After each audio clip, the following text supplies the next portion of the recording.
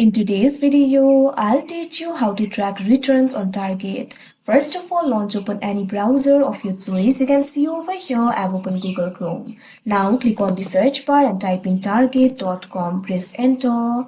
After you do that, you'll be led to the official website of Target. Initially, you'll be led to this kind of interface. You'll be able to find various options over here. If you want to track your return, it is actually very simple. You can track your return like you track your orders. For that, what you have to do is click on your account name that you can see right over here on your screen.